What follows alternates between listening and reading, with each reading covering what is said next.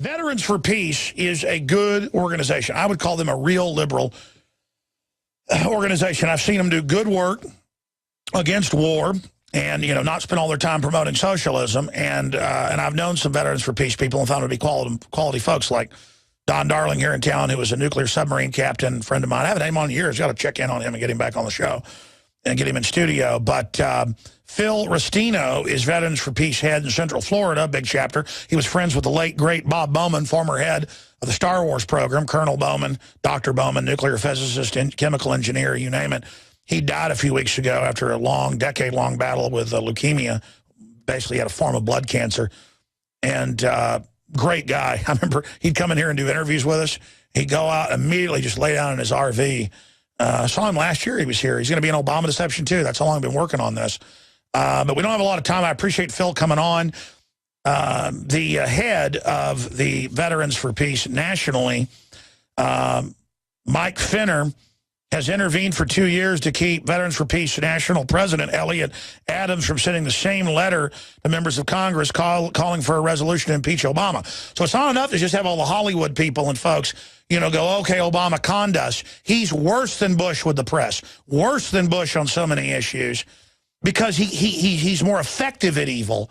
And so we must politically destroy him, even though he's a puppet to stop the agenda, to stop the wars, to stop the Syria, starting that war, escalating that war. And so I want to commend Phil Restino, who I know is really active because I see his work all the time. Out of all the Veterans for Peace people, he's very effective. Let's say a few words first about Bob Bowman, and then I want to get into, we have a clip of this, of the president of your group calling to go after Bush, but not Obama. You guys are an important, influential group with what you'd call the left. I would just call it the real left, not the authoritarian left, and trying to get an impeachment resolution going. You know, why is it all the libertarians doing that, not the Republican leadership or Democratic leadership? It shows how paid off they are. But Phil, good to have you on, joining us via Skype. Oh, thank you, Alex. Thank you for the opportunity to get our story out today. And I've got so much to tell you, I can hardly wait to hear what it is. But you mentioned Bob Bowman, and if I could, whatever good comes from this interview, we'd like to dedicate it to Dr. Bob Bowman. And there's a couple of things I do have to clear up. Any criticism that I do have of Veterans for Peace and the anti-war organizations as a whole is because I believe in the Veterans for Peace statement of purpose.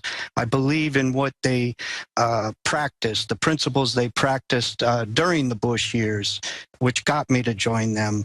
And as far as the president of Veterans for Peace, you mentioned Mike Ferner. He's a former president of Veterans for Peace, but he's the fellow that gave that fiery speech in 2005, which led me to join Veterans for Peace. And we did eventually pass a resolution in 2011 at the national level calling for Congress to impeach Obama for the same war crimes we cited in our call for impeaching Bush. And at that particular time, the president was Elliott Adams in 2011. And now, I don't know all the inside baseball. I'm just going off your letter you sent us. Sure. So bottom line, how do we get Veterans for Peace to take action? Well, right now, we have this article out on Activist Post, and I appreciate you folks taking note of it. It's called Timeline to Veterans for Peace's Vote to Impeach Obama 2009 to 2013. And if we could direct your audience to that article on activistpost.com, all the links and the whole story's there. Okay. But what we have is a resolution right now, 2 years later, which if it passes next month when the membership votes, it will force the current president, Patrick McCann of Veterans for Peace, to issue the same letter and deliver it to members of Congress as was done in 2005 for Bush. That has not been done for 2 years now since the resolution to impeach Obama passed in 2011. Well, again, I just think it's disgusting that he's been given the Peace Prize and that all the so-called lefties are really a bunch of authoritarians on the national stage dancing around going, nanny, nanny, boo-boo, our guy won. I was there criticizing Bush for all his warmongering. It's just disgusting. I can't see how all the so-called anti-war left, when we've got the government starting wars openly now and overthrowing all these countries and just engaging in mass murder of Christians, you name it. And I don't hear anything out of the anti-war movement because it's just too trendy to love Barack Obama.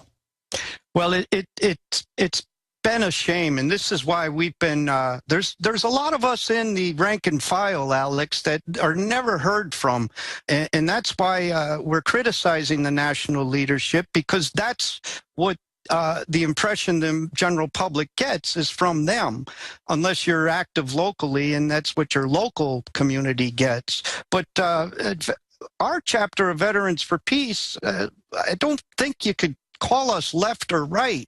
We just stick to the statement of purpose. And we had a good example in Bob Bowman being a member of our chapter. As you know, Bob Bowman, during the last years of his life, was very strong on the getting out the word about the artificial divide of Americans between left and right. There's a great in-studio interview you did with him back in July of 2009, which we made into a DVD, and his article of July 2010 called Left and Right Together. Your interview with him back then is entitled America is Artificially Divided. And that's what we have here. And I believe that that is the biggest threat to our security in this country, is this divide. And I agree with you. And it's because of that false left-right paradigm. It doesn't mean that on the so-called left and right, there aren't real issue differences. But the system uses those terms just to get people not to work together. Exactly. And again, the so-called left, where are they criticizing Obama on the NDAA, on persecution of the press, on all of it? All Americans need to come together against this, and Obama needs to be impeached. Impeached for high crimes and misdemeanors, just as Dennis Kucinich, has now been critical of Obama. He got that Air Force One flight early on and suddenly supported Obama. I don't get why people sell out for red carpets and, sell out for feeling like they're part of the power structure. I mean, I wouldn't want to be on Air Force One. I wouldn't want to walk around on red carpets. It's embarrassing. It's pathetic. It's all delusional garbage, and it'll all end up being dust. Speaking of Bob, when was the last time you had a chance to talk to him before he died? Just about a week or so. We took him to the VA down there in Vero Beach, and it was a very good funeral service we had for him. And I could go on for hours about Bob Bowman. But one thing you mentioned, and his wife, Maggie, I spoke with her Sunday, and she's looking forward to getting together with you at some point with family friend Russell Gentili. We've invited her on the show. Yes. Family reached out, and whoever, his daughter, whoever would like to get him on, It's tough. She just lost Bob, and it's a process, but she does want to take you up on that invitation. But as far as the left and the right, it's really the problem here. And you mentioned Dennis Kucinich. When Obama bombed Libya in 2011, March 19th, you had Professor Francis Boyle, who would be viewed as someone from the left, an international law professor who's actually prosecuted war criminals. Sure. And former Deputy Attorney General Bruce Fein, which would be considered the right. And then you had pundits left and right. You had members of Congress left and right, all calling for impeaching Obama for attacking Libya. Yet the leadership of the anti-war movement was mute. That's right, because they're really controlled opposition. CFL, veteransforpeace.org. Thanks for joining us, Phil. We'll be back with your calls. The Alex Jones channel is the official page of the Infowar. But don't miss what's happening on our other channels. The Info Warrior, with the week's best videos. Prison Planet Live, where Paul Joseph Watson gives his expert analysis. And keep up with the rest of the Infowars crew on our other pages. All of our videos are available to repost for educational purposes. See the sidebar of the Alex Jones channel for the subscription links. And remember, you can always find our videos in the highest quality by becoming a member of prisonplanet.tv.